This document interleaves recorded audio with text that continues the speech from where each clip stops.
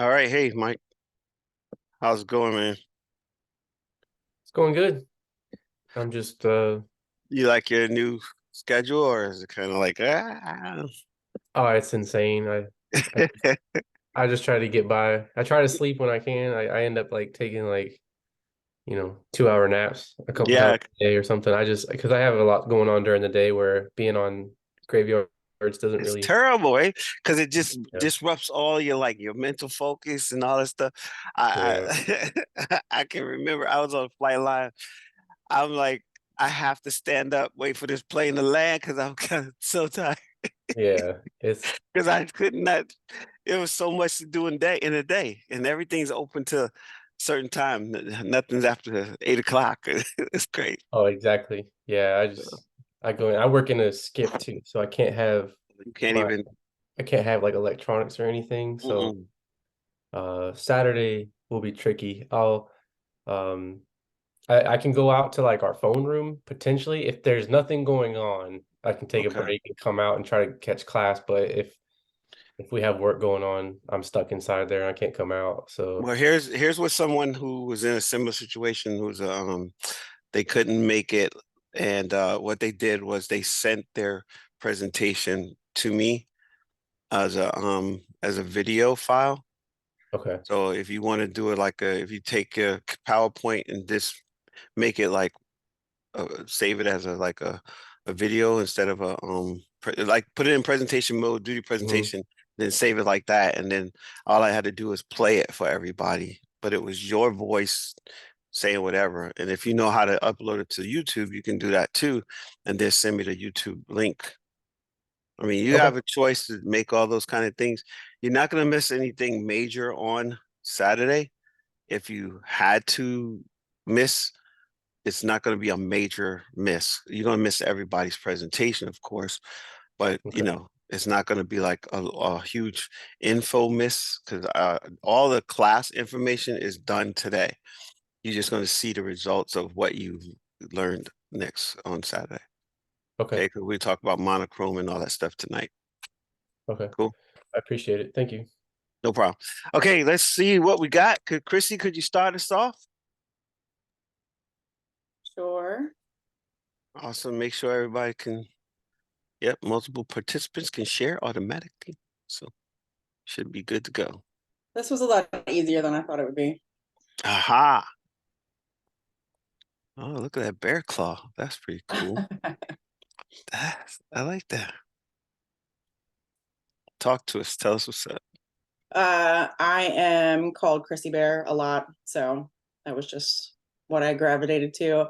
I put a bear on it and it looked too much. Like they used their things they had in there. And I just like the claw better. Yeah, it's pretty classy actually. What do you guys think? It looks pretty cool. I can't wait to see it on a photo. So what's the 10/8/2018? Oh, it's my son's birthday. Ah, see, cool. All right. So again, let's talk about what this does. When you have a copyright on any kind of whatever, you have up to 5 years to actually put it into on the government website. Um, when you pay for it, you can pay for again onesie twosies or a collection, and it everything that's in that collection is covered. So my position would be that you get a collection of art, because this is really art, right? I mentioned that at the beginning of class that photography is like any other kind of creative, is an art process. So you put this on there, and so what you'll want to do, Chrissy, is figure out like, okay, where do I want to have my signature? My signature is going to be down to the right corner, left corner, over in the background, faded in the back, however you decide.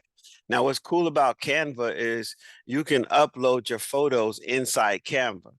So, Chrissy, did you already do that?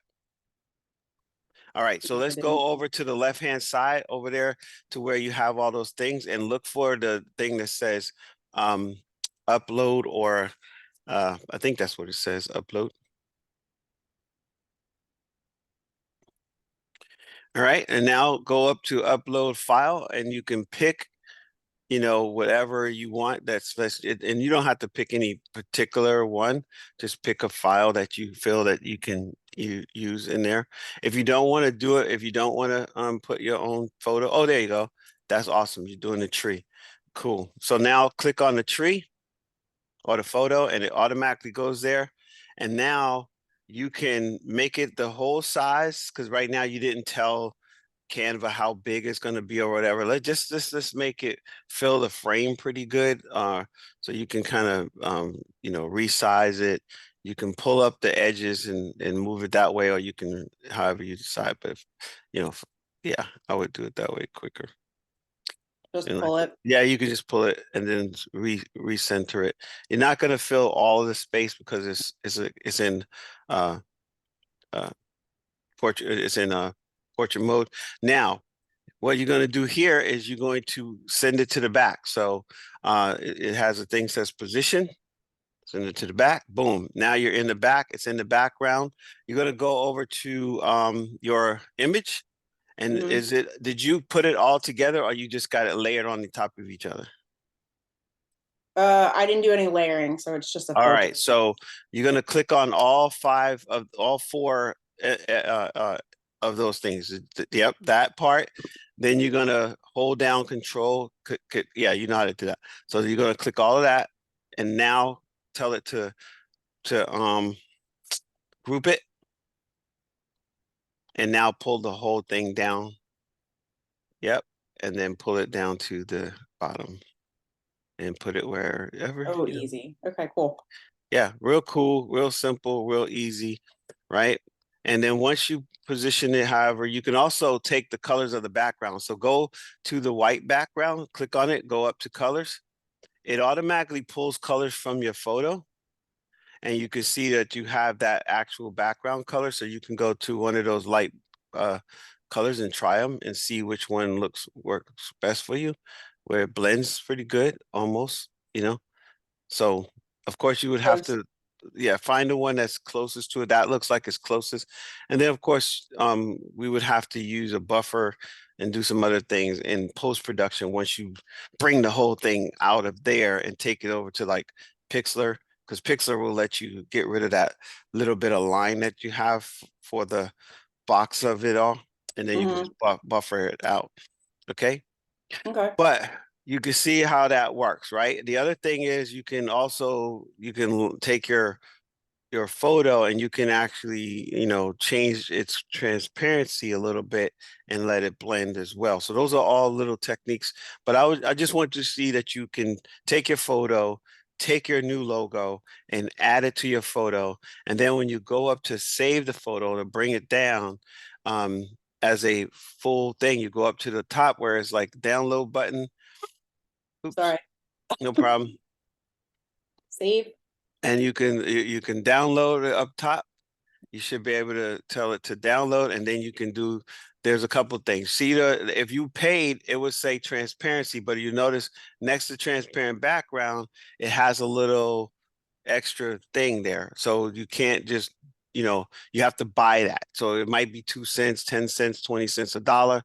Most people use multiple assets on their stuff. Like you might be having to pay for the bear claw because the bear claw might be what they call a premium icon or whatever, and then that's why it has those little extra payment there.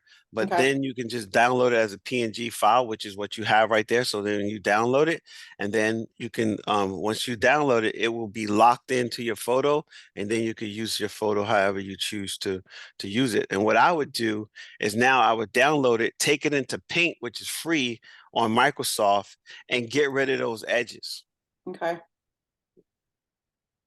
Take this or the entire. I would take the entire thing. So on download over there. Yep. Okay. Download it all. And then when it's downloaded, right? Now you can open it wherever you know, you open the file, you're going to tell it where to save it and everything. And then when you open the file, you want to take the file, you want to open up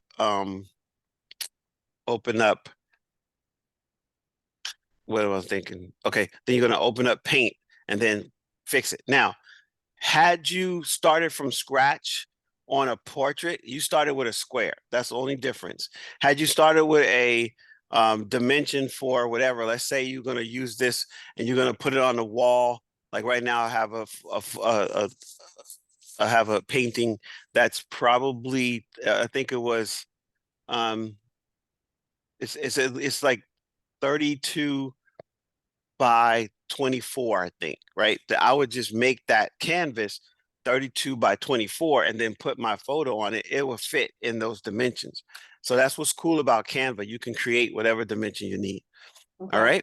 Okay. And so did you said it seemed pretty easy, right? Yeah. All right, cool. So there you are. So this is what I would want in your final project somewhere. You're going to have your logos already on your photos as you do your final project on your, finished product. Okay. All right. Devin, would you please go next? And then we'll go Sierra and then Mike. All right. Do you see it? Yes, we do. Okay. So this is my logo, Devin's Photography, and also DP are also my initials, so that worked out good. I like that. That's pretty yeah. cool. So then I just added a little camera and some stars from the, like it's floating away from the camera. Okay. And then I already put the logo on one of my other photos. All right. Let's see what you got. Let's hit this one. Yeah. Oh, look at that. Okay. Look at that photo. Pretty hot. Okay. I took that one today. Look at you getting all fancy dancy. Y'all see what's happening with Devin? I told you Devin gonna come out the box and do some things. But now let's see what you got, Devin. You made it transparent. Mm-hmm.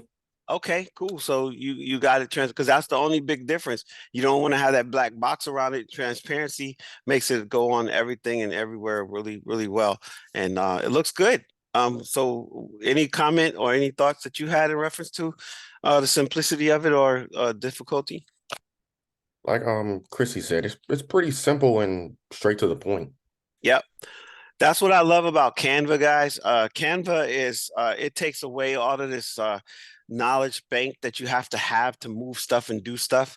When I was trying to learn Photoshop, originally I took a class on intro to Photoshop, and I can tell you when I started doing that class, my brain was like wanting to do all this other stuff, but I couldn't do it until I learned all this other stuff.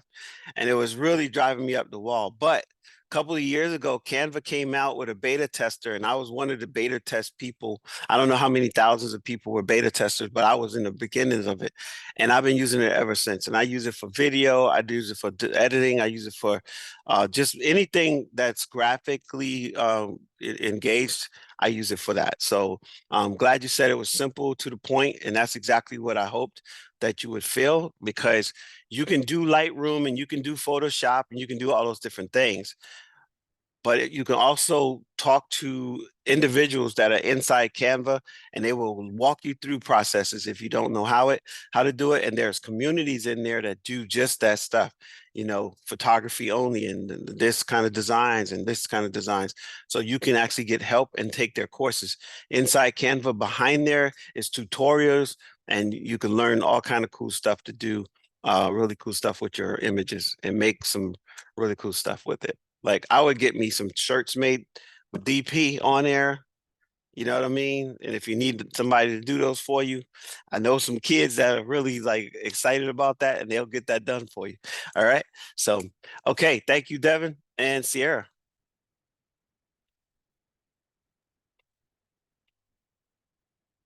So a couple of questions about it. One, I did not see, where am I at? Let's go here. I turned my head away when you were showing where to do the background part of it. So I was following along, putting a picture in and putting this in, but then I lost what you selected to get here. No problem. So hit that. You see how it'll highlight whatever you're on.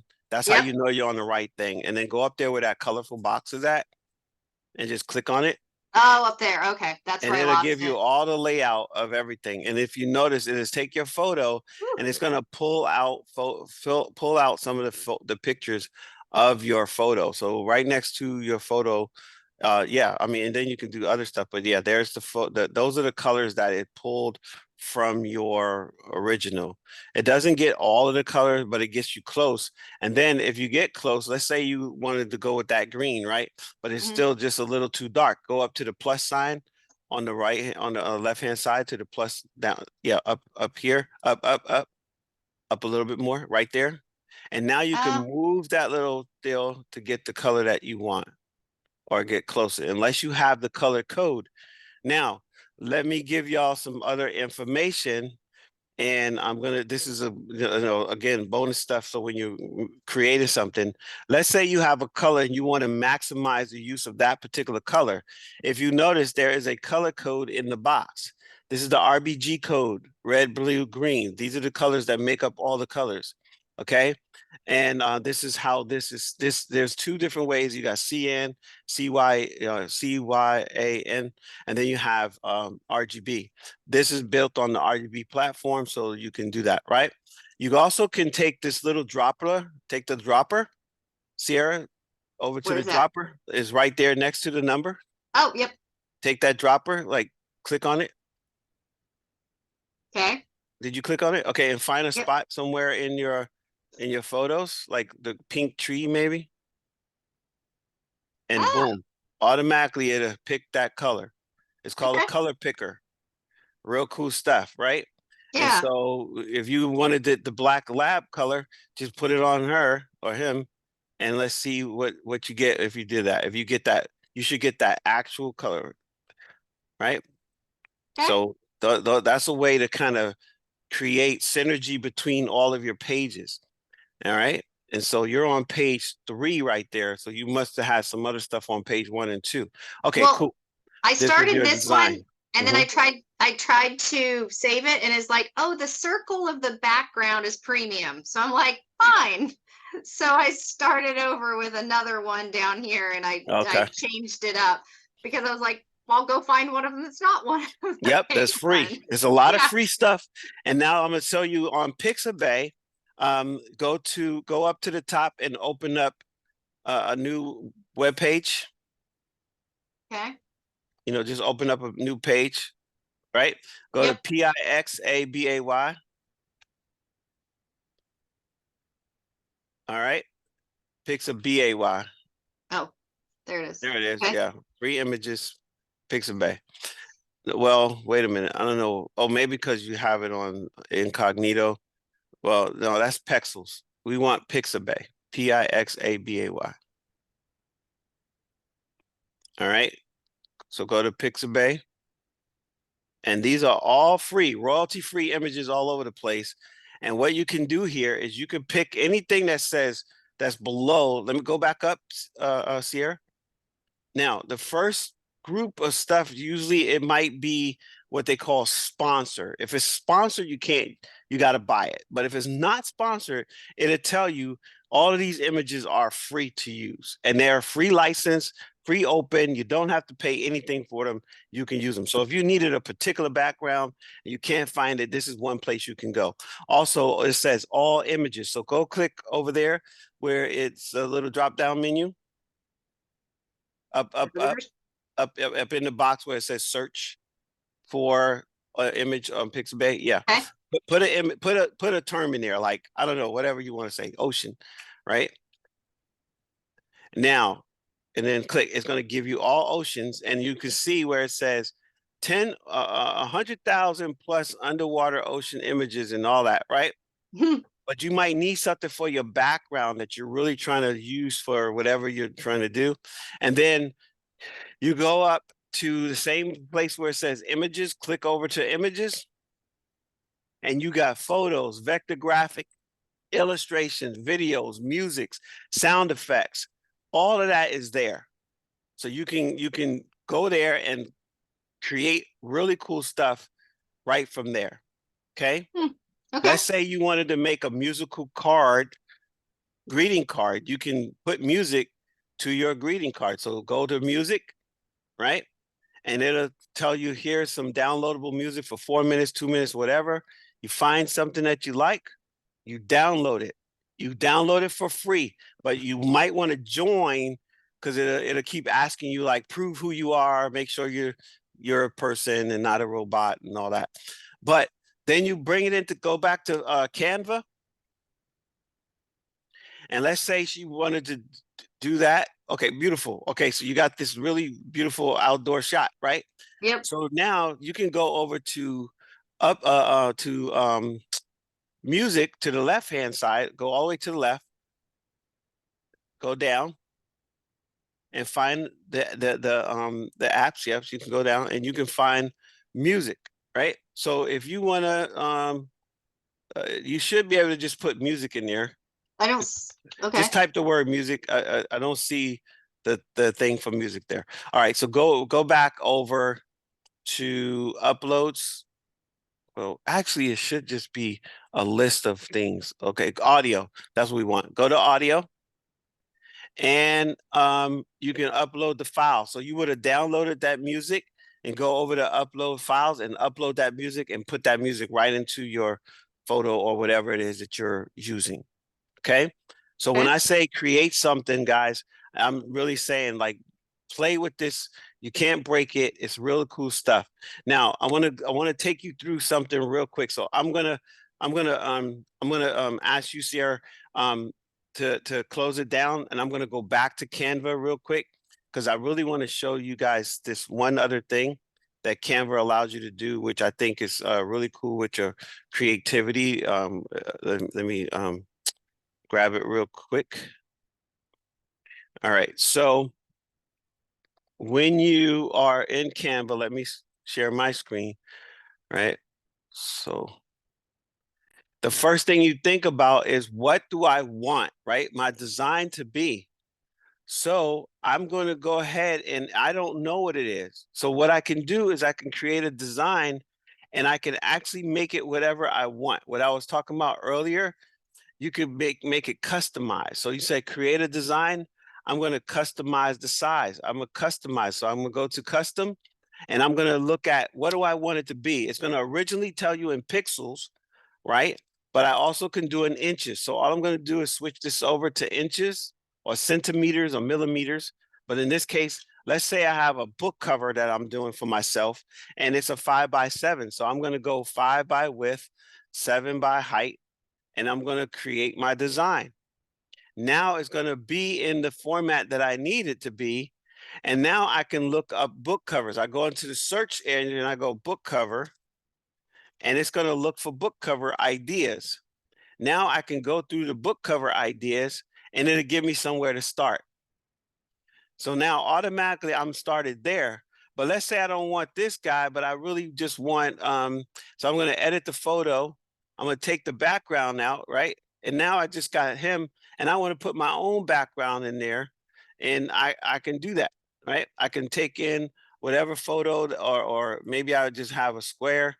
I'll put that square there and it's, automatically now set up behind there. And all I got to do is take that bad boy and position it behind the rest of this stuff, right?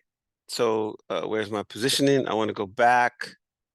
Okay, forward. Okay, maybe forward is okay. No, I want to go back to the back, right? So actually, I need to bring him forward because that's what's happening, right? So again, position. I want to bring this forward. I'm going to detach it from the background, and now it's available for me to use. If I detach it from the background, now it's available to me to use, and I can kind of go from there. And now maybe I might want this image to be a little bit bigger, and then I position it behind some stuff. You have a lot of freedom on how you can utilize this platform. So I just wanted to show you that.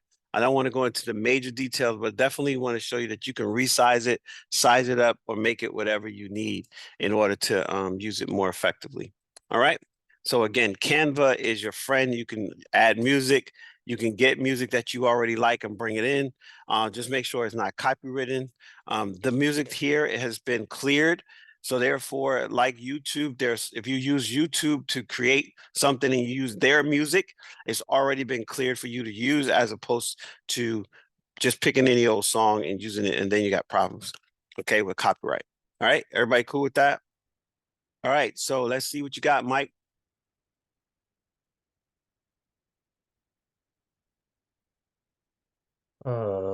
I just used a template. I didn't do No anything problem. super creative. It's just this one. Do you have to have an account to add your own photos and stuff? Because I didn't do that if you're supposed to have an account. Well, you can have a free account, and yeah, they need to know that it's your account to put your photos in there. Just to play around with it, you could use other stuff. I don't think it'll let you save it if you didn't have an account, but I can't remember how it used to be, but how it is now compared to that. But more than likely, you have a basic account. You don't have to have a paid account. You just have to have a basic account, and then you can upload, download, and utilize it that way. So, Okay. so right now, is this the finished product? Yes, yeah, that's the one I All was right. going to try to use. I just don't have the pictures on here to throw Okay, it on. so let's just use anybody's picture that's already there. So go over to the left, and we're just gonna search. So go up to elements, I think, or something like that. Let's see if it gives you the search bar. Yeah, go in the search, and I'll just search for a photo. Just pick something that you like mountains or something, or whatever you like. Just pick something. These are all right. All right, so there you go. So you're gonna pick a cat. Okay, so let's put the cat on the whole page. So we want to utilize all the space that we have there. Yep, you can go outside the box.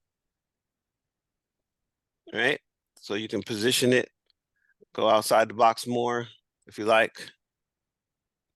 I can't see. Hold on. I can't see the other side of the screen. There we go. Okay. There you go. Boom. Now, when you stretch something, you want to stretch it from corner to corner to keep the aspect ratio the same. Because if you don't, what happens, it'll skew away from the actual thing. So it looks like it's kind of like wonky. But if you want to keep everything in the same image perspective, just go from corner to corner, and that will help whatever. All right, so cool. You got that. And so now we would just want you to lock all those images together, because you got your name, the mountain, and all that, right? So you click on all of those, Mike. So click on your name, yeah, all four of those things, and then you click on the little dots, and it'll say lock a group. So click on the little, yep, there you go, boom, group it, and now you can move the whole thing down to the corner or wherever you want to place it. Yep, that's cool. And now you're good. Now I would give it some space between the bottom and the top. So give it this, just come up just a little bit. Yeah, always come up a little bit from the edge and in from the edge, so you're not right on the edge, right? Yeah, there you go. That's pretty good. Okay. And now you have put your mark on this photo, and then you again do what we just talked about, download it and use it and however you want. Okay, and just click out away from anywhere on the panel, and it should automatically, yeah, there you go. And now when you save it, it's going to auto save because it has auto save on there, but sometimes you got to tell it to save if you didn't have it on auto save. And then you just download it and share it however you want. And you can share it with a link, you can share it with download, and you can turn this into a beautiful greeting card or whatever. Okay, it's up to you. But this is what I like to see in your final sample, is that you've taken your logo and you've actually created it and put it on your final projects. All right, so pretty simple though, right, Mike? Yeah, that's not What- bad. I thought what's the- I didn't realize the logo was already going to be transparent. I thought it was going to be. I thought you had Some blue. of them are, some of them are not. That's why I was saying that it all Okay. depends. You just Okay, happen to like- pick one that was already transparent, so it Yeah. works out fine. You know, some of them have like Devin's had the background. He had to take the background out for his, right? He had that black background. So, all right, cool. Very good. Any questions about that part at all? All right, seeing no hands, I'm going to go back to the presentation. And let me pull that back up. And then hit the save share button. Cool. All right, so that's protecting your photos. And it's important because people will steal your stuff. And you don't want them stealing your stuff, okay? All right. I mentioned this earlier. I just want to kind of reiterate. I was talking about this when I showed this wharf photo that I took. Leading lines are involved and all kind of other stuff. But the main thing is hyperfocal distance, right? Hyperfocal distance just says that the camera is going to go for the longest depth of field and catch and then have whatever they can in focus as much as possible. Again, it's not going to be 100% in focus, but it's acceptable. It's that range where you can tell, oh, that's trees back there, not giants, right? It's like you know what's really happening in the background. So that's just a word that you need to know, that when somebody says, oh, what kind of focus is it? Well, it's hyperfocal. I got the focal distance that is all of the length of my particular lens is in focus, focus, excuse me, is in as much as focus as possible. Okay, it's the hyperfocal distance. All right, maximum depth of field allowed by your current whatever lens you're using. A couple other things I want to talk about in composition before we go into these two other new terms is sometimes you can take a photo and split it up in geometrical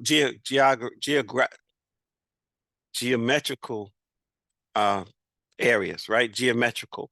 So the top one is a shell, right? And if it kind of looks like a shell, it kind of spirals up. And what it does for the eye kind of goes to this one little space. And so you can use that to kind of create composition, right? You see this a lot in photos where you might have like a water tower, you might have a lighthouse and stuff like that. On the next one next to it is triangles, right? They just used a bunch of trapezoids to create these really cool, I mean, they use triangles, excuse me, trapezoids on the bottom that they use to kind of set everything up a little bit. You have first, maybe the Eiffel Tower itself, right? And that's in one geographical space, right? Then geometrical space, boom, right? And then you have certain other parts of it. You have the statuettes there, and it's kind of going on a leading line down into the midpoint of the base of the Eiffel Tower. So you can see that they actually, created these shapes based on how the eye looks into the space. So think about the relative composition of your shot and how these things all interact based on this geometrical shape. All right. The other one, we talked about leading lines where your eye is leading out into some space. A lot of times you see this in architectural drawings and blueprints and things of this nature, where the person wants you to see how this vanishing point or, is out there in the future somewhere. Here's a great example. They're using the top of the light that's close by, right? That's in the lower part of the photo to send you out into the top of the tower. And it gives you this nice little vanishing point there, right? And then the trapezoid on the right-hand side, you see that, the photo from the castle is just kind of leading down.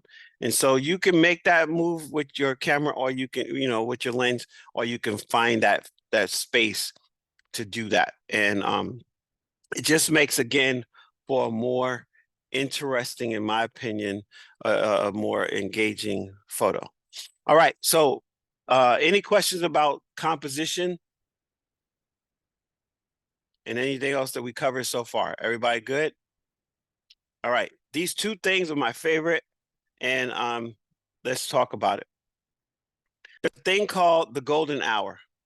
I was with my grandson. We was in Newport News, Virginia, and we was in the park, and the sun was going down. I was like, I gotta get this shot, and I caught this really cool shot here. But it's at the time of day, 1 to 2 hours before sunrise or after sunrise, right? So the sky and the atmosphere gets a warm golden color. You see it all the time, but sometimes it lasts for 2 seconds, 10 seconds, a minute. Sometimes it's a couple of minutes. It all just depends. If you're in a coastal area, you probably see it more because you don't have the obscurity of buildings and all that other cool stuff that gets in the way. That's why I love being at the beach, because I can catch the sunrise, catch the sunset, and get this kind of really cool hue, right? So in the golden hour, again, this was in Virginia Beach. No, this was still at the same spot. I was at James River, where I caught this right here. Again, the sun was going down. We were at the edge of the waterfront, and we went and we caught that. And you could see that the sun was right on the horizon, about to dip down. And it's so interesting because you'll see it just kind of poop, pop, pop up, pop down. It happens real fast, but you can go out early in the morning to catch it, or early, late at night and catch, right before the end of the night to catch it. Okay, that's the golden hour. Your assignment will be to catch the golden hour between now and Saturday. So you got only 2 days to catch it. The other one is the blue hour. The blue hour is one of my other favorites because it brings this beautiful blues and hues into the atmosphere. And it has something to do with the twilight part of the day, right? Where again, there's residual sunlight somewhere in the world, and then there's this darkness about to come where the moon and everything is shifting. And at that very point, you get this whole cool thing happening on the horizon. And it usually is a very beautiful blue hue. Sometimes it's bluish gray, but it's very nice, and you can actually catch this and do some really cool stuff. Now, I will say I was in this was taken, where was I? Chicoteague. I was over there to shoot some horses. Oh, that's terrible. Again, I hate that. To take photos of some little miniature horses. And at the end of the day, this was in October, and I went by where the hotel was. There was this beautiful, landing there for boats and stuff. And then they had just updated this area. So I just kind of went out there, and I found, myself mesmerized by the sky, because it was this really cool grayish blue happening right at blue hour. And so again, it's the period of twilight and the last late dusk. Every evening, like right now, when you guys can go outside, you probably can catch it in the next few minutes, because golden hour is probably, pretty much happening where on the other side. I can't see what's going on the other side because I'm looking at the east. But the west would be where that would be happening right now, right? Indirect sunlight takes on a predominantly blue hue, and it's really cool. All right. So what I like you to do tomorrow is to get up early enough to see if you can catch 1 or 2, or before the end of the day, catch 1 or 2. Do your best to catch it. You'll probably be very happy with the results that you get waiting for those 2 moments. Whether you do it early in the morning or late at night, doesn't matter. You can catch one or the other. If you miss the sunrise, get the sunset. If you miss the blue hour of the dawning of the day, get the end of the day, right? Or Saturday morning, you can catch some stuff. Another really cool thing, I was down again at the wharf. It's one of my favorite place. And I was walking around. It started raining, and I went up on the edge of the wharf. They have this little area where they have a fireplace and all this kind of stuff. And when I looked back, I saw all this shininess going on, and I was like, "Oh, I gotta get this." And this is no flash, only using the available light. Again, I love taking natural light photography. I don't like using flashes because it's artificial, um, unless I have to, right? But this is again, that night it looked so beautiful. I caught about 9 or 10 different really cool photos that people were just saying stuff about, but this one is the one that got the most like feedback from, and I thought I gotta share that. I have another one where I was in Europe. Okay, this one right here. Again, good or bad light is not the issue, but light by any number of light is light. Now I was in this is in January. I was in London. My daughter was in London, and I took this photo coming down the street from where her school was, and I just thought, man, this is beautiful. And those are city lights that were up, and it just had this really cool I had the coolness of the shadows and the backlight, and I had the front light. So anyway, just take advantage of what you have. This right here is down by Amy Winehouse area. I can't remember again what the name of the little part of the town is, but I'm Amy Winehouse. I love her music, and I was right there, and I saw this coming over. There's these little bridges that you can walk, and I got this, and somebody's shoulder that was standing there, but really cool light reflecting on the water, all the lights that were connected to there's a little marketplace down here on the right hand side and the left hand side. There's a restaurant or vice versa. And then, looking at that. So think about what kind of light you want, because light has either a hard or a hard or soft quality, right? And you want to look at what does it do for the shadows? What does it do for the edges? What does it do for softening, etc.? Another thing is I love shooting the sun. So I will just take a photo of the sky. It doesn't always come out the way that I want it, but I like the reflection in the clouds, and I love the reflection of this one. When I took this one, I was in DC, and it came out really, really cool.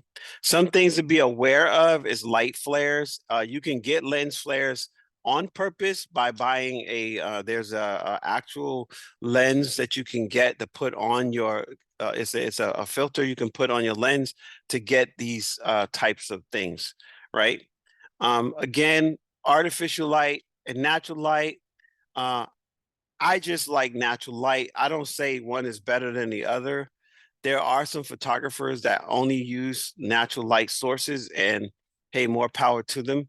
But you want to invest in a good um, uh, uh, light source, whether it's an external light source, maybe it's a strobe or it's some kind of other artificial light. But definitely, if you're going to do internal shots, know what that is.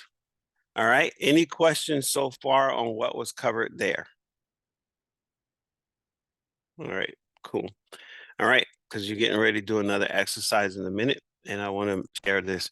All right, so shadows and side lighting, we already went over this, but I just want to show you the dynamic of the shadow of the side light and how you can really, create drama, create visual acuity and things like that with side lighting. This is one only just having the one light. Now, what they did in this is post-production, because they just turned down the darkness, the brightness, and it actually allowed for the side that had the light to really, shine. But one thing you want to be aware of is, where are the shadows, right? This guy's face is phenomenal. But you can see all the shadows underneath his eyes. You can see the shadows in his eyebrows. You can see the dimple shadows in his dimples and in his actual cheek, right? And all these areas is real cool areas where light has bounced and then darkness is there. So it just creates this really, in my opinion, rich conversational lighting thing, right? Where you can really, say like, wow, look at the depth of his skin, and you can see his skin has kind of got that rawhide kind of texture, and look at his eye, his hairs, you can see all those different things. So, pay attention to your light. Now, again, I talked about having fill light if you are in a situation where the light is too harsh, like on the right-hand side, the harsh light coming from the back of her hair is almost, washing out that side of her face. So what we're doing here is you're using a fill flash or a day fill to actually compensate for that light that's on the back side. So what you're doing is you're forcing light at the front to hit the light in the back, and it kind of evens it out a little bit and gives you more even light tones there. And you can see it even impacts the tone, the tone of her skin, right? So as you prepare to take your photos, and I'm going to ask you to take an outdoor shot of somebody, whether it's your child or a friend or a stranger, but I want you to pay attention to the lighting. I'm not going to ask you to fill the light. I'm not going to ask you to use a flash to fill it. I just wanted to make sure that you understand how these things work.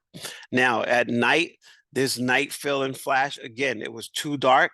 So having a flash, just boom, fills in, and using it for giving yourself, more light on the subject versus having everything too underexposed. All right. So your assignment will be to take a photo and then use, again, no flash and fill flash. I'm not going to ask you that you get excited about using flash. I only want you to see the difference. And this is outdoor, taking a shot outdoors, where you would first make sure it's off and you take the photo, and then turn it on and take the photo, so you can see the difference on how light plays through a flash outside. Very, very key. You might want to do this somewhere between 11 o'clock and 2, when the light is harsh out there, right? If you wait till afterwards, you might get a cool one somewhere between 7, 8 o'clock a.m. till about 10:30, and you might get something really cool after 2. But those are the times most people find a pretty cool thing. Now, I showed you this earlier. You have your exposure compensation. So again, plus or minus, go up a little bit, go down a little bit, but that little bit of movement could actually impact your lighting. 2 more things, and then we're going to be going over one more thing for your final project, and then I talk about some more bonus stuff. All right, backlighting. Backlighting, in most cases, is this drama. I love the fact that you can get it to really kind of look eerie, or you can get it to look ominous. You can make it look very sharp and pretty, or it just adds for like this silhouette type look, right? Where you are allowing the sun or the main light to be behind the subject and coming at you, right? So I was down at the National Harbor, and this is the photo that I was able to take of this little it's a pirate ship, and it was really kind of toward the end of the day, right before um golden hour, and it came out in most, like, really cool. This is the same day. Golden hour. I'm on the shore, has a little area you can walk down, and I'm on that looking at the wheel. And so this is the Potomac, and this is the same day as this photo right here. This is like right before this time actually happened, right? And so what I saw, and I said, oh, I'm gonna catch this, was also the anchor or the boat dock thing. And I caught this too. So these are all in the same like time frame, right? But what I'm talking about also for the drama of it is this is taken up on the hill, and I just kind of look up and into the sky, and I thought, man, look at the shadows on here. And it's during the fall, was just have all the leaves coming out. And so I went ahead and took that. Now, again, light is your friend.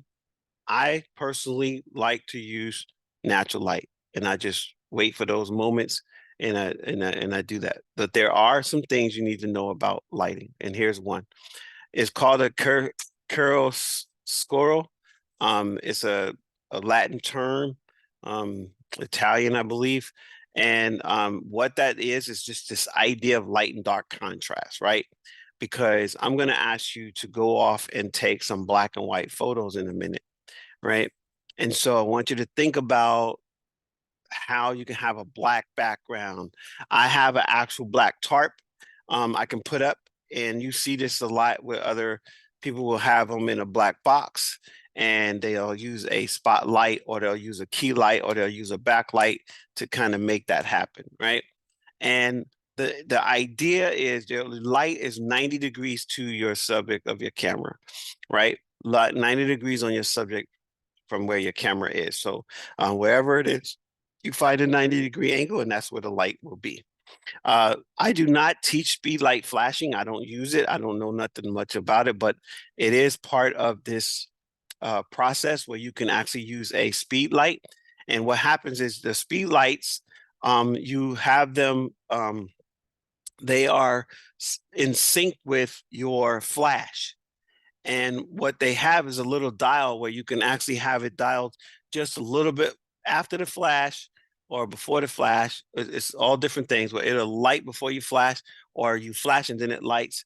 And it's really kind of cool. Speed lights kind of create these really cool drama because you only have the light for that quick second while you shut it, while you hitting the shutter, and it just splashes over the subject. It doesn't have enough time for it to brighten up everything and fall off. That's what they call it, the fall off. So you can use this to really get some dramatic shots, right? Reflector or light box, there are ways that you can get these reflectors. And I have umbrellas that you can use, and you can also do things with a light box. And these are little boxes that go over your light, and it kind of diffuses the light, and it brings the softer tones to the light that allows for a different kind of composition with, a different type of way that the light hits your subject. It lays on the skin nice and easy. So that's something to pay attention to.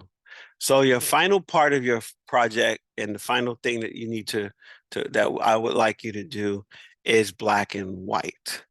Now you should have, so I want you to pick up your camera and identify within your camera your monochrome setting. You should be able to go to your settings, go on your menu, or what have you. Like on mine, I can go to my menu, and then I can just click on it and find the lighting source. And then I can put it in what's called monochrome, and mine is an M. You might see that on yours. And I have different settings for monochrome where I can put on percentages, and it's really kind of cool. And then from there, you can actually take some black and white photos, and that's what I would like you to go do right now. I want you to find something that's in your home that's near a light source, right? Again, near your light source, it could be whatever you want. This is going to be a low f-stop because you're going to have a low depth of field. All right, low depth of field. So I don't want you to just shoot everything that's in the room. I want you to take it, create a small little environment for it, and you're going to take black and white photo in your monochrome space, right? And so what's cool about it, it's one of those things that it makes for timeless shots. It's classic. That's all. It's a classic thing. In this case, the person they were holding, a timepiece. Timepiece is old, but it's cool, right?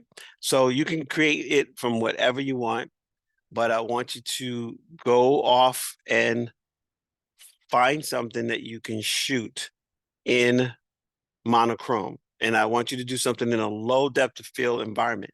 Now, I will share that sometimes you can have cool perspectives, right? Staircase, looking up the staircase comes out to this beautiful spiral thing. Buildings, using the lens, taking the photo as you actually telephoto the lens and get this kind of cool thing that happened there with the building, right? And then, of course, out on the beach, there's this parking lot next to the beach house. This is not none of my photos, but I know where they came from. And so this beach house one, real cool. And all they did was shoot it in monochrome, take it from being in color to monochrome. Okay, middle one is a really cool railroad track. This other one of a sign, thought it was really cool. And then of the Alamo type thing, again, taking advantage of what's already there and just really, um, taking advantage of the black and white. It's just something about it that changes things. Three things that you'll see that happens there is contrast, tone, shadows within that light. Okay. Now, the middle photo was taken by a student here where they actually just had a leaf, took the photo, and that black is actually artificial. It was black, but they darkened it. So I thought that was pretty cool. Anyway, and these are dandelions, right? Shooting from the ground up, dandelions, real cool photo there. Not mine as well. And then this dog photo. I'm pretty sure that was one of the students from a while back, right? Real cool thing. And then the left one is mine, the right one, excuse me, of the chain. I thought that was really, I like taking photos like scars, chains, cans, stuff that most people just kind of walk over. But this is a chain by the right by the boats, and I just kind of took it in black and white. And again, this is just a black and white photo I found of a butterfly. All right, so you have 10 minutes to go off and shoot in monochrome, black and white. Find it on your camera, go with it, come back and share. It's 8:08 according to my current timepiece.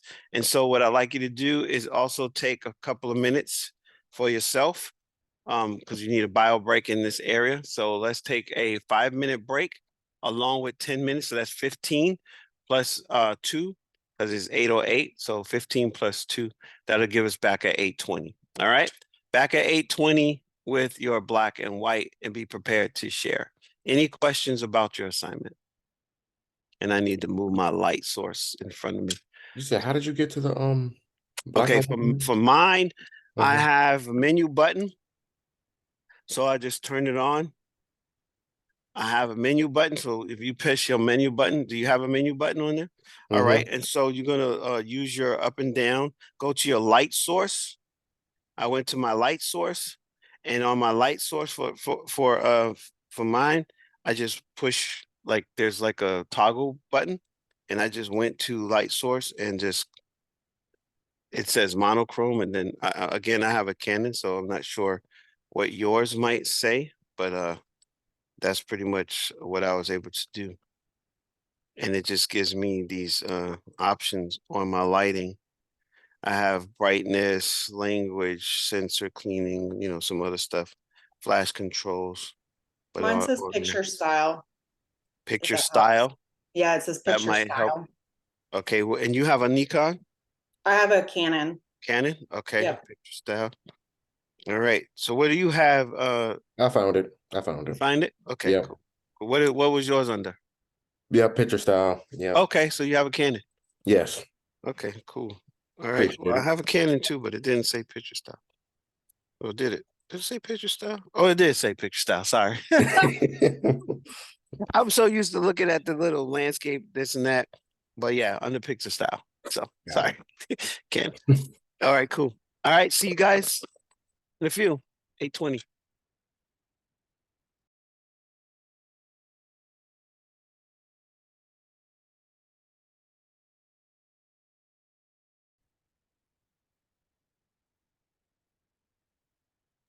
Yep, there you go. So wow, that's an art form in and of itself, isn't it? Yes, it is.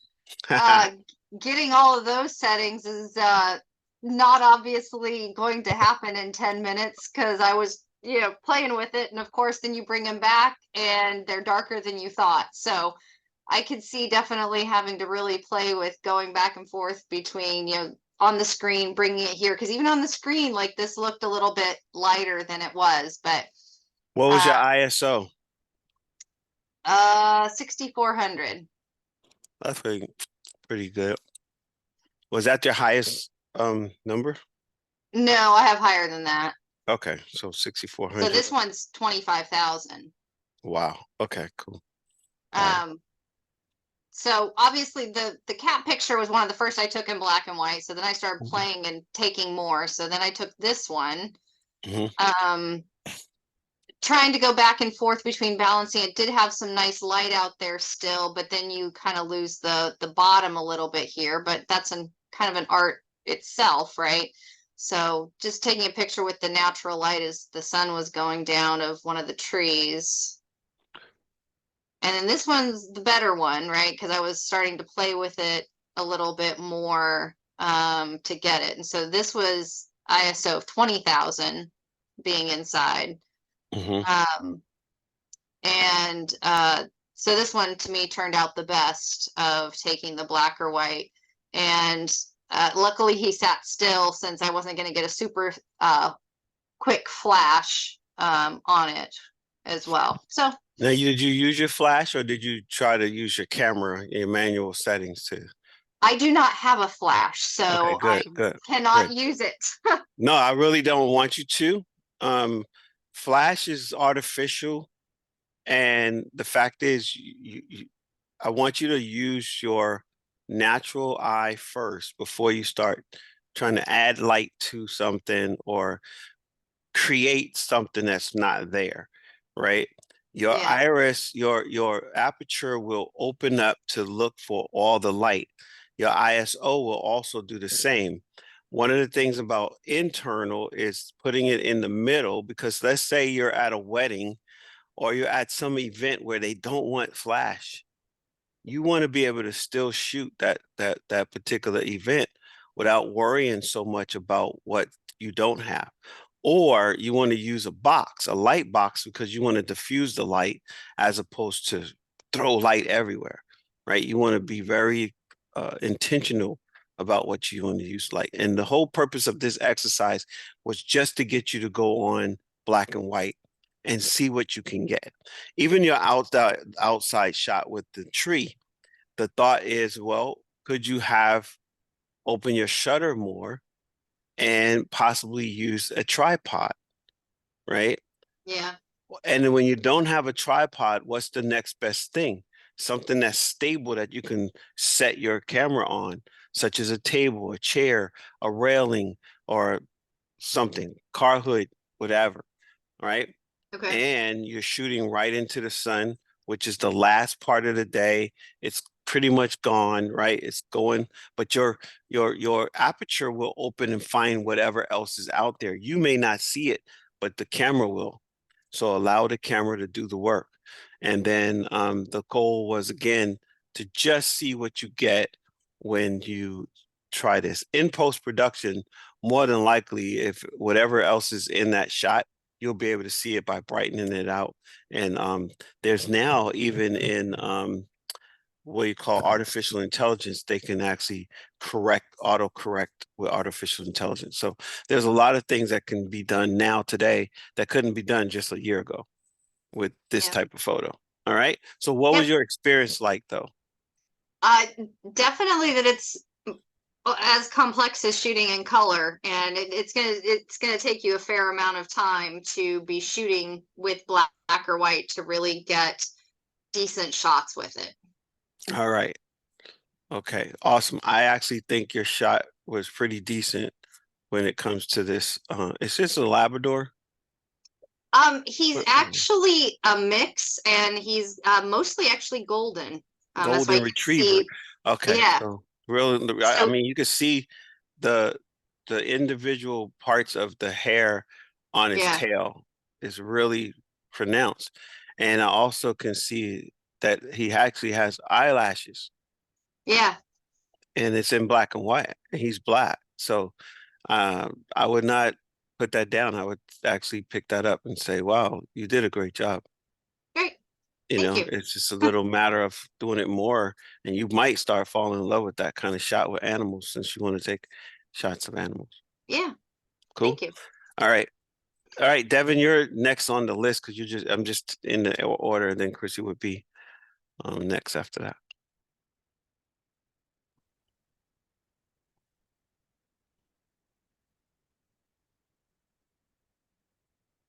Easy. Okay. Okay. Getting creative with the helmet on the door. I mean, come on, Yeah. what's going on, Chrissy? What's happening with Devin? Devin, I told you he was a sleeper. He's back in the background. Be like, I'm about to do some things with this Panther. Okay, go ahead, talk to us. Yeah, I try to make it seem like it was like on a like in a locker room, like where the helmet be hanging on the in the locker. Mm-hmm. I try to make it something like that. Creativity at play. Okay, cool. Yeah. And then I just got a little zoomed in on it. Mm-hmm. I just started going different angles with it. Okay. And then try to do something with the back of it. Cool. And then that was it. Well, I mean, again, I will go to the first one, go back to Mhm. that one. Nice angle. You're in the second, third over here. I think your composition was good there. You got the leading line coming from the door, Mhm. two places on the door, which kind of, again, to me, it kind of, add some depth there because you got the door and then you have the shadow on the wall. So I think that's really, really cool. And I actually think you did a pretty good job even with the light source that you had, because you could see that the light is shining like right at the end of the whiskers over there Mhm. for the Panther. So what did you learn, or what was your thought about taking in black and white? It's definitely different, and I think post editing could be a really good help to the black and white for sure. Oh, definitely. You might even take that whole, take everything out and just have the helmet, right? If you Mhm. take this in the Canva, I would get rid of the whole background and see what you come up with, Okay. just to play around with it and see what you might do with it. And that could be like just, I'm a fan, and then that could be something for a T-shirt or something, or a cup or mug or whatever. Cool Yep. deal. All right. So good. You did learn something, and you shot in black and white before? I haven't. That was the This is first the time. first time using it because you didn't even know where it was on your camera. That's No. right. So I would encourage you to do more with that, because Okay. it looks like you found something that you can probably explore. All right. Got it. Cool. Yep. Thank you very much. All right, Chrissy, what you got?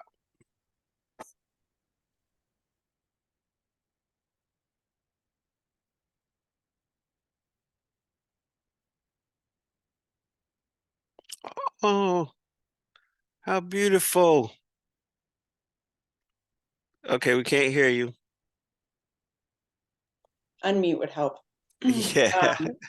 I made him stay up, and I played with the light. Made him stay up. I think Yeah, he might have like wanted to do that. no, No, he wants he to go to likes bed. sleep. Yeah, he Really? likes bedtime. Okay, he likes bedtime. All right, cool. So Well, I played with the light that was on. I didn't turn any other ones on. that's awesome. So then I made my husband stand behind him with a towel. Hold on. Get out of Okay. it. How do I get You got the whole family it? involved. Yeah. You're gonna be like Shelly. Shelly's husband told me, he said, you done unleashed what did he say? You done unleashed her creativity. She's got me doing all kind of stuff. I was Yeah. like, So I don't know what he's doing here, but he was kind of over me, I think. So I thought it was cool though with the background. mm-hmm. And then I accidentally took this one, but I really like it. I got some of that movement. Oh, okay. Got the movement going right there. So That that was is pretty very cool. unique. That's very different. Cool. So that Like, was no, please hold. let's see if anybody can say what happened here. Sarah, Devin. Well, she had a long, obviously, shutter Yep. on it. or she's got a ghost child in her house that came behind and hugged her kid. Yeah, it's almost like both things happen, right? So you got the ghost child in the house hugging children. All right, but yeah, long shutter speed will give you that, right? Think about water flowing, Yes. and in this case, it was child moving. Right. But you capture something really cool. I think you should look at that for art form. That was really cool. So how did you think about that, Chrissy? Oh, I was really excited when I actually saw it because I was like, oh, well, I didn't mean to do that, but that was fun. I Okay. need to play with that more, but I wonder what it would look like in color too. So That would be something to check into. So tomorrow, number one, you can find out what your settings were. What were your settings? this one was, I know I can do this in here somehow. Hold on. You might right click it and it might come up. Or Yeah, I'm really not that's right. I'm not an Apple Okay. person. Hold on. It was, does it say on here? I don't know. I'll have to go back and actually look. All right. Well, I would say take a peek at that and you'll find it because it's Okay. there and it will tell you what those settings were. And then just go ahead and see if you can duplicate that, Okay. put the, you use the towel with your husband, but maybe you might put up a bed sheet in the back and then have him stand in front of it and see if you can duplicate it in the color. Okay. I think you would have fun trying to figure that out over Yes. the next couple of, and then we'll see you in when you show out your final project. Be like, okay, but you can actually explain what happened with this photo. Right. You have enough Okay. information, Yep. and that would be something I would enter into a contest. I think people would really like that. That's Forgot actually about that. Yeah. really cool. All right. Anything else that you did in the black and white? No, the other ones, so I was having an issue, but I think it was because of the light. They came out blurry, the rest of them, Okay. like extra blurry. So I don't know. And I had a very low f-stop. Yeah, So that's why they were blurry because you had a low f-stop and you okay. had a low shutter speed, right? If you're Yes. open, if you're open longer, it's gonna blur. Okay. That right? That's one way to shutter speed is one way. The other way is you're moving. You could move, and your subject could just move, right? While it's open. So you got a couple of options there. But Okay. all right, cool. What did you learn about black and white? I think that the lighting makes a difference. Hmm. So I think that would be kind of cool in one of those little box shadow, whatever you're doing, to shoot in black and white and would capture that light better. Okay, so Especially you on like might a practice face. that and Mm-hmm. see. All right, did you find something that you might be interested in with the black and white at all? Or you No, think you're I going to don't know. I'd have to stick think with about it. color? All right. Well, let's talk about that and let me show you a quick, we're not going to watch the whole thing. I'm going to send you the link, but there are two people who made history with black and white that I want to share with you. One of them being Gordon Parks. And so I'll put his name uh, in the chat along with Ansel Adams, who is one of my favorite. Actually, both of these people are my favorite people. Gordon Parks for one reason, and then Ansel Adams for another. My actual first time ever getting involved with photography, I was in middle school, and it was because of an Ansel Adams photo that I saw of a mountain that he took, or it was a mountain rock formation that was in black and white in Yosemite Park. And I didn't know at that time that actually he was commissioned to take that photo in Yosemite and all the natural parks across the United States. He was given the assignment to do that, and Gordon Parks was given the assignment to shoot in the Dust Bowl.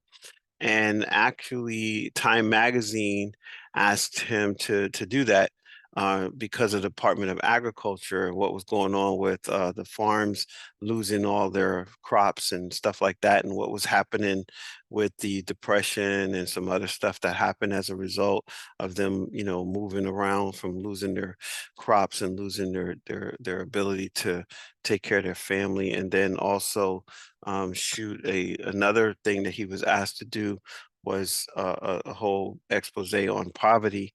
And when he did that, he became like the prolific photographer for capturing those moments in history, and not only in Black families, but also in white families, rural white America, which was a huge thing that happened with him and Life magazine, Time magazine, excuse me, where he got this assignment. So let's take a look at these two icons as we prepare for the evening, just about 5 minutes of each. But I thought it would be appropriate for this part of sharing. So let me go to that. Let me get those up and share the first one. And they both are PBS specials, so you can get them for pretty it's not that expensive to see. But let's look at Gordon Parks first. During the Second World War, this photograph is now known as American Gothic, referencing the famous painting of the same name. But it started out under a different title, Washington, D.C. Government Charwoman. It's by one of the greatest photographers of the 20th century, Gordon Parks. Over the course of a remarkable career, Parks excelled as a writer, musician, and filmmaker, directing movies that included the blaxploitation classic Shaft. But he also spent 6 decades documenting the lives of Black Americans, with this, his most iconic image, being one of his earliest. How the photograph was made, how it was received, and why it changed its name is an intriguing story that still shapes how we think about the role of photography today.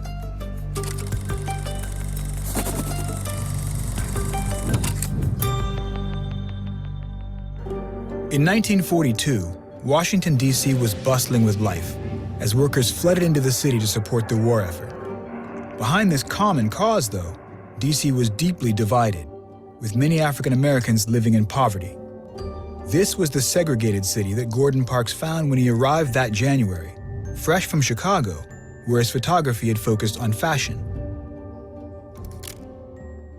In D.C., he had a rare opportunity to work at the FSA, the Farm Security Administration, whose prestigious documentary unit had nurtured the talent of white photographers like Dorothea Lange and Walker Evans. This is the Department of Agriculture, and the Farm Security Administration offices were, according to Parks, in this building behind us. What brought him here? Gordon Parks understood very early in his career that Black people were not represented by their own vision. And he thought that if he could gain the tools of photography, that he would be able to represent his own community for the world. At the FSA, Parks was fortunate to have a mentor in Roy Stryker, the legendary head of the documentary unit. Shortly after Parks' arrival, Stryker introduced him to someone who would change his life, Ella Watson, the woman who cleaned their offices. It was really that simple. Stryker, I think, was in a very strategic way encouraging Parks to learn how to make pictures that would tell the stories that Gordon wanted to tell. Stryker encouraged him to go out and ask her to see her home, spend time in her neighborhood, go to the church with her. He really got to know her, didn't he? Yeah, he was following her for more than a month and photographing her daily life. Parks discovered that she'd had a tough life. She'd grown up in the South where her father had been lynched. Her husband had been shot, and she was now left raising her grandchildren. This one right here was taken inside her home, a very modest home in Washington, D.C. She was obviously very focused on her family from these photos, or at least that's what Parks noticed. Yeah, and it really communicates a working class person, not photographed as someone who is a victim or oppressed, but someone who is working incredibly hard to maintain this family. And yes, you can see it in every shot of her face. There's just a fortitude and a strength. That's right. It's in all these photographs, you can see that there's poverty, but poverty is not the point of the photograph. Yeah. Right? During their time together, Parks took some 90 photographs of Watson, but it was one image, taken early on, that stood out from the rest. So what do you think was different about this photograph from other photographs that Gordon Parks had been taking around the same time? It's a photograph that was really carefully made, and everything you see in it is intended. Unlike Parks's documentary photos, this one was carefully and stylistically composed. The flag behind Ella Watson takes up the top half of the photograph, but it's a little bit out of focus. It's a little bit fuzzy. And Ella Watson standing in front of the flag, holding her broom in one hand, the mop kind of leaning behind her. All of this comes together in a way that presents the irony of the patriotism required of the country and the flag symbolizing American democracy in a country that did not recognize the equal rights of African-American government workers. The photograph's message becomes even clearer when we compare it to American Gothic, the painting, which Parks later said was on his mind. Parks was a photographer who was spending a great deal of time at the Arts Institute of Chicago. Grant Wood's American Gothic is in that collection. All right, so that is Gordon Parks, and I hope you notice what the iconic photo that he took, for the Department of Agriculture under FSA was identified as American Gothic, but also he used intentional composition with the flag, the broom, and the mop, and Ella Watson. So when you take your photos, I would like you to think about composition and how you can tell a story, because that's what he was doing in that photo. Now juxtapose that with Ansel Adams, who also was commissioned to take some photos, and let's take a look at what was created with him. Don't lose yours. Let me get past this commercial. And this is again a PMEz. So today I want to break down his unique visual style, the process he went through to achieve that style, and the overarching reasons for why he even did that in the first place. So let's start out by talking about Ansel Adams' visual style, what you can see just looking let at me make sure. Are you guys seeing that? Let me stop and go back to that. Okay, I want to, because sometimes it doesn't go across. So I want to get back to him and his style and what he was taking. His catalog of photographs, starting out with subject matter, just the subjects that he chose to shoot and when and where he chose to shoot them. Looking through his work, you'll pretty quickly realize that he's a big fan of the mountains. Hell yeah. And a lot of his work aims to convey the scale and power of those mountainous areas. He liked to photograph the atmosphere interacting with the landscape, so like storms and low clouds where you have those big layers of clouds shrouding mountain peaks. So a lot of the titles of his photographs include like Winter Storm or Clearing Storm, because a lot of the time he would shoot during or right after a storm to get those really dramatic conditions. A lot of his work also showcases the unique textures of the natural world, whether that's massive landscapes and mountains or the smaller details like a single tree or even a single leaf, or in some cases both, by having a small detail in the foreground of a massive landscape. Having that close foreground in the frame is one of his many techniques to convey the massive scale of landscapes in his photos, and this is a big compositional theme of his work. Another technique he'll frequently use to convey scale through composition is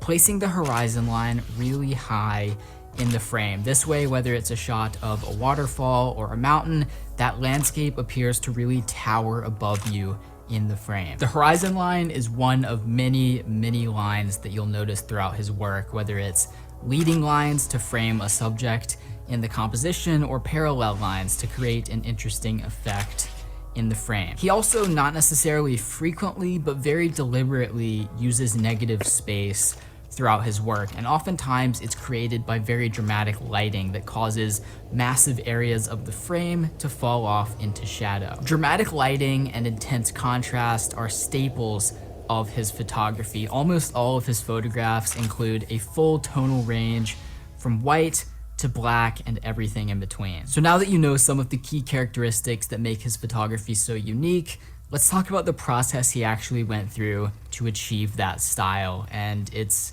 quite a process. Adam shot almost all of his landscape photography on medium and large format cameras. On a large format camera, you have two elements. The front one contains the lens, and the back one holds film slides. And there's a bellows in between, which is this kind of accordion looking thing that moves the lens further and closer to the film slides, allowing you to focus the image. These film slides are absolutely massive. On a large format camera, either 4 by 5 inches or 8 by 10 inches. And on a smaller medium format camera, a 6.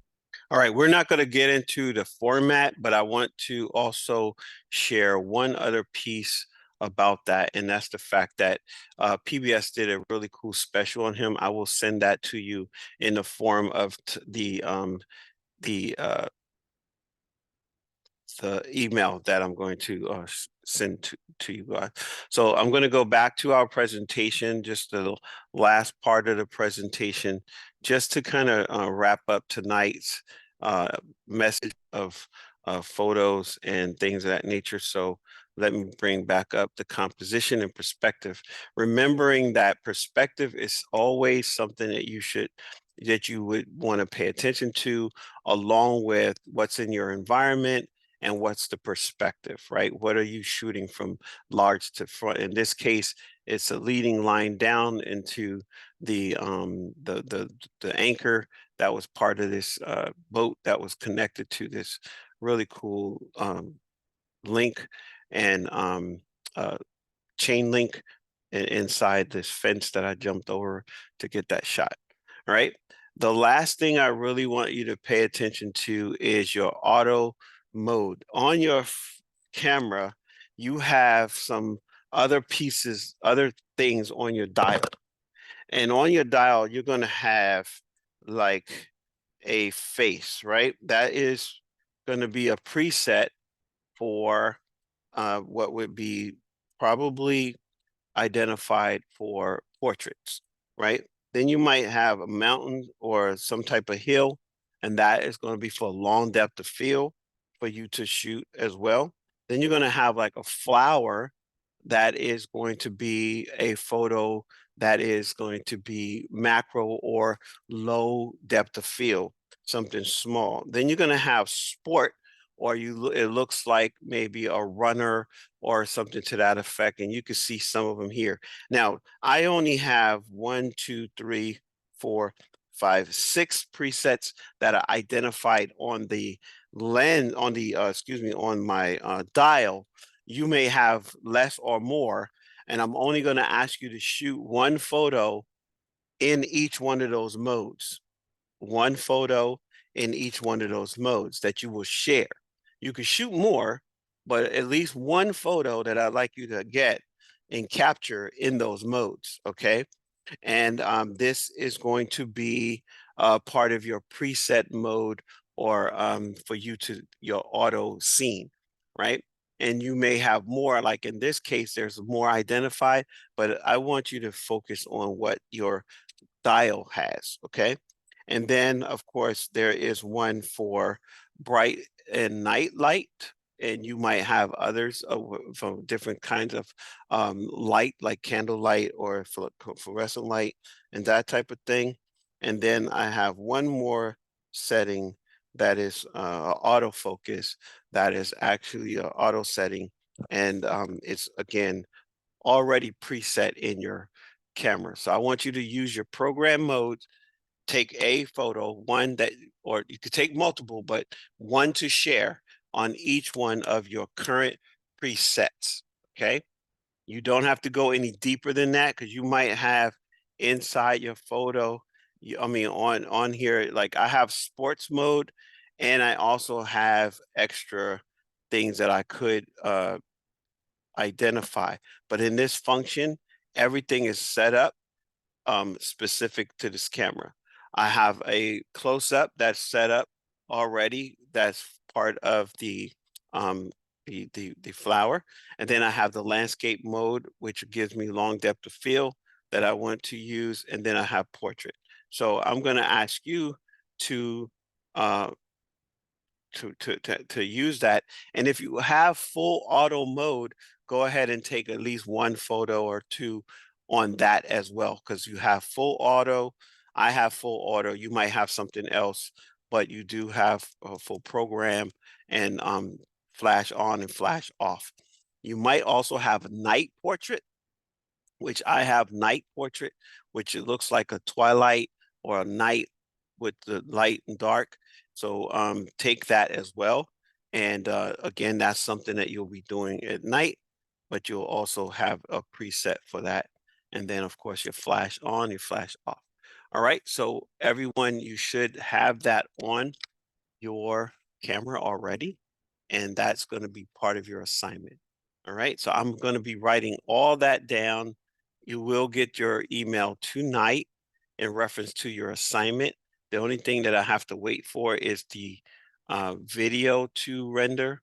And once the video render, then you will get that. Do you have any questions about what you should expect over the next 48 hours? I just have a quick question about Saturday. Mm-hmm. Is it going to be a full class, or is it just us presenting? How is that? Well, there is some final information, so it is set up as a full class, but because it's only 4 of you, well, Mike may have his done, so it's 3 of you presenting. It goes faster. Okay. Usually, the last day is a little bit longer because everybody goes and Okay. everybody does their presentation, and you are showing everything from each lesson that was learned that we covered. So that information that I sent earlier today, you will have a representation on your final with every single thing. You're going to show something from rule of thirds. You're going to show something from composition. You're going to show something from perspective. You're going to show something from f-stop. You're going to show something from ISO. You're going to show something from, and each thing is individually identified on your photo. So you're not going to have one photo with all 5 things. You're going to have one photo with that one thing, the next thing, and the next thing. So as you do your presentation, you're moving through all of the things that we've covered from the beginning of class to the end of class. Make sense? Yep. Everybody you want on us board with that? to record us talking about it, or you want It's us up to you. You can Okay. record it all and just show your Okay. recording.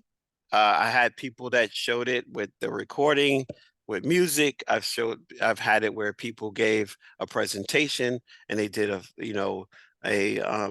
PowerPoint presentation, and I've also had people just have a video and they talk through the video. So it's up to you. As long as you have all the elements, I'm not going to tell you how to present it, but I will say that it needs to have all the elements, which means you have the slide that shows everything that we covered. I'll go over that real quick so that you can see what I'm talking about, because the last thing I'm going to share before we jump out of here is, if I can I get 5 more minutes, everyone? I can't see you. Can I get a voice on that? 5 minutes.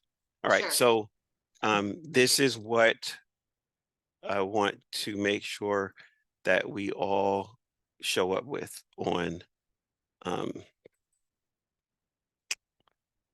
Saturday, right?